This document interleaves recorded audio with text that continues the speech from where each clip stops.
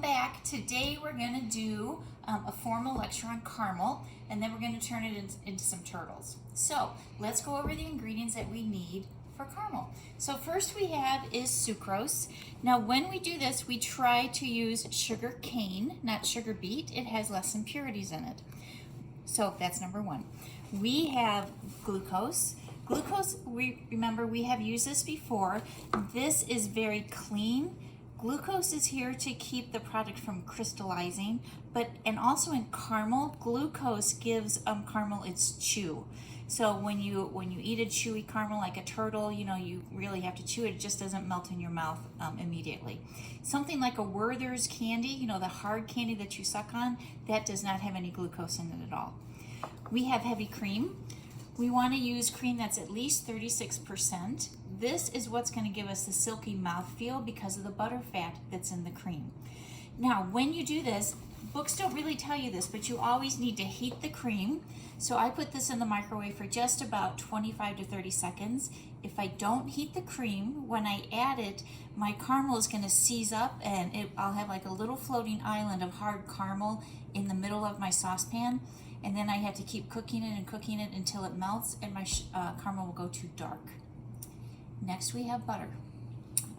It's a lovely little plate of butter. I'm laughing at myself right now. But butter is for mouthfeel, okay? Butter is a preservative, so really it's here for some flavor. We have salt. Love that little cup of salt. The salt actually is for inversion.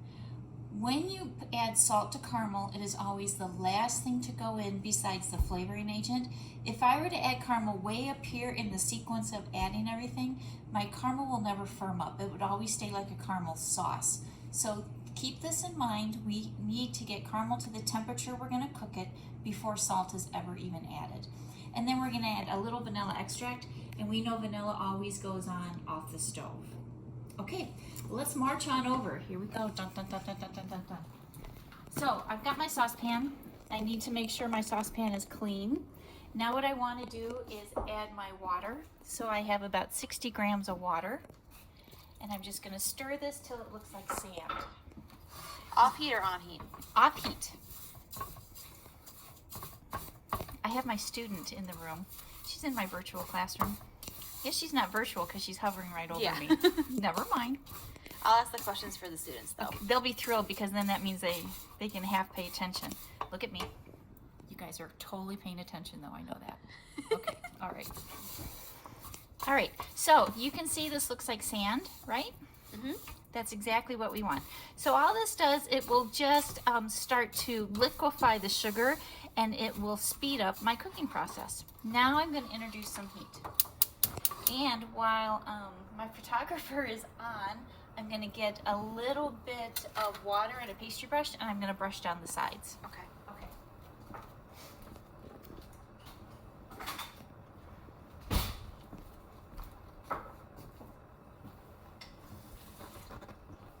Because remember, we don't want any type of crystallization that would make our caramel, crunchy. We want it very smooth. Okay, so that's good. Now I'm going to introduce my glucose. When you're scaling this at school, if you want to just save a step, go ahead, measure out your sucrose, reset the scale, and the glucose can go right on top of the granulated sugar. It's just one less thing that we have to measure, or one more dirty bowl. Now once this is in, this is the last time I'm going to stir this because I'm just going to want this to start cooking. I'm going to brush down the sides one more time because I just wiped my spatula. And now, ladies and gentlemen, all we are doing is waiting for this to start to caramelize. Now, for a beautiful caramel like we're going to do in some bonbons and for our turtles, we want to take this. Okay. See, everyone critiques the chef, right? I'm helping you. I appreciate it. We want to cook this to 239 degrees. So we know from Italian meringue that is softball stage. But along the way, I'm going to tell you, because sometimes thermometers can be off by about 10 degrees, plus or minus. So you're going to see me when it starts to get a light brown. I'm just going to start to spot check it. I'm going to put some on a plate just so that I can see the color. Remember, some of you had me for Baking Fundamentals too, and we made this caramel in that class. Once caramel starts to brown, it can deepen within about 5 to 10 seconds, and it can have a beautiful color, and by the time you get the cream into it, it could be almost burnt. And remember, Americans don't like it so dark and so bitter.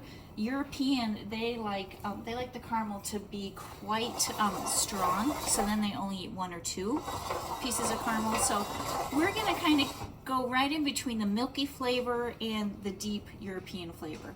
So now we're just gonna let this start to cook, and then I'll show you in a minute how I'm gonna start to check.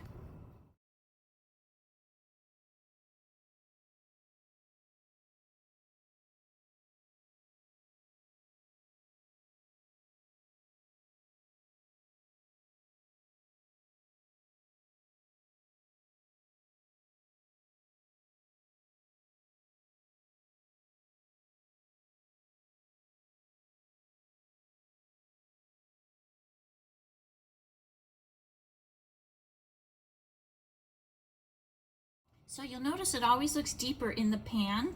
That's why you always see me checking it, because I like to go by color instead of the temperature. But look, here we are. This was my first check, and you see it is getting deeper. But if you were to look in the pan, you would think we're almost there with the color, but we're not. Okay, look, so I just checked this one, and you can see in the pan, again, it looks quite dark. We're almost there. I'm going to let it go maybe 15 more seconds. See the color difference? That was 10 seconds. Remember, when we add the cream and the butter, it's going to lighten the sugar. So that's why I'm going to take it just a tiny bit darker. That's looking good. And by the time I get my heavy cream, I'm going to do one last check. Here we go. That looks like a pretty good color, doesn't it? So I'm going to turn the heat off.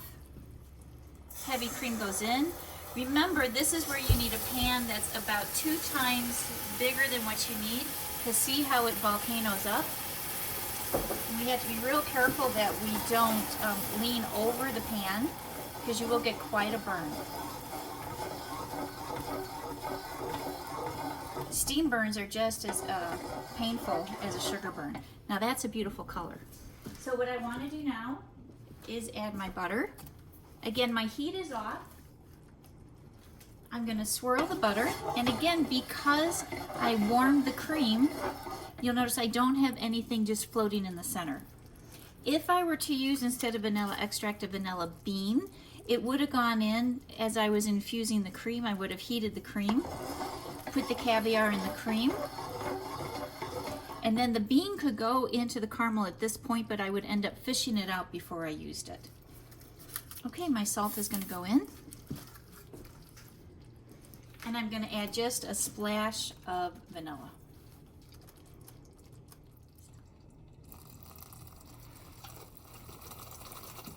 Now, if I wanted to make this chocolate caramel, all I would do is pour this over a bowl of chopped chocolate, and it's like making a ganache. The caramel would melt the chocolate, I would stir it, and I could have beautiful chocolate caramel. Now I'm going to let this cool a minute, and then this caramel is ready to be used. It's ready to be stored. We're going to use half of it today when we do our turtles. We're going to save the second half for when we do our bonbons.